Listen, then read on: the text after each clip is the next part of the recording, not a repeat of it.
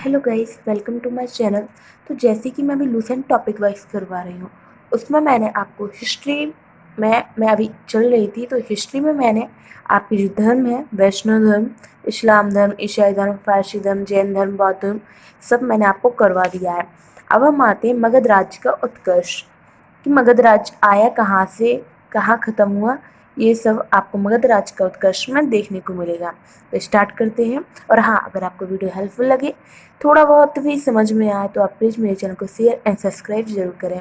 तो स्टार्ट करते हैं। मगध के सबसे प्राचीन वंश के संस्थापक बृहद्रथ था। इसकी राजधानी ग्रीविज राजगृह थी। जरासंध बृहदत्त का पुत्र था, यानी कि जैसे बृहदंत हुआ, बृहदंत का पुत्र हुआ जरासंध।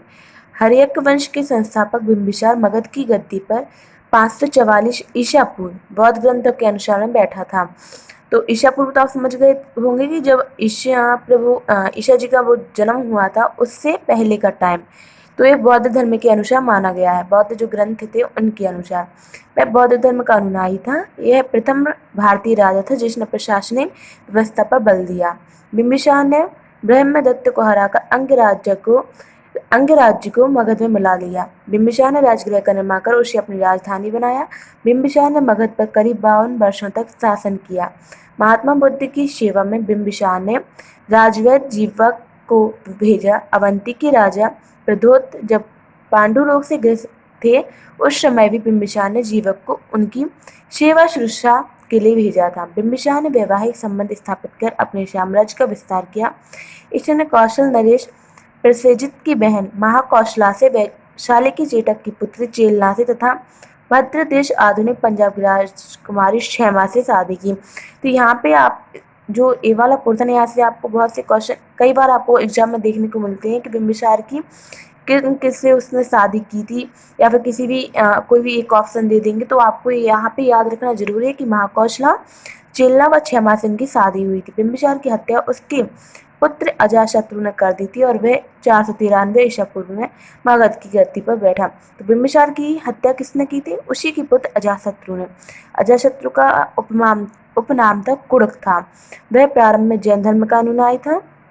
अजातशत्रु ने 32 वर्षों तक मगध पर शासन किया। अजातशत्रु की सुयोग्य मंत्री का नाम बरइस्कार था। इसकी सहायता से अजातशत्रु ने वैशाली पर विजय प्राप्त की। 461 ईसा पूर्व में अपने पिता की हत्या कर उदयन मगध की गद्दी पर बैठा। अब आप देख रहे हैं, बिंबिसार की हत्या की अजातशत्रु ने, और अजातशत्रु की हत्या किसने की? उदयन ने।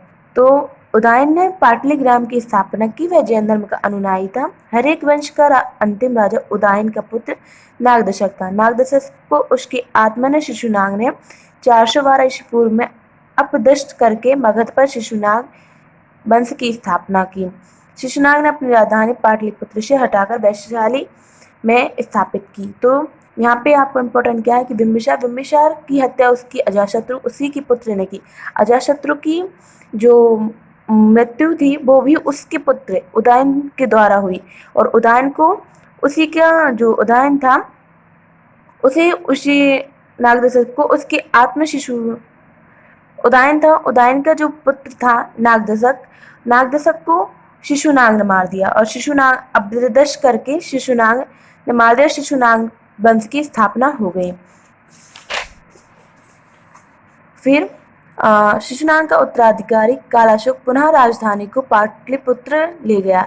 शिशुनाग वंश का अंतिम राजा नंदीवर्धन था। नंद वंश का संस्थापक पद्मनंद था। नंद वंश का अंतिम शासक घनानंद था। यह सिकंदर का समकालीन था।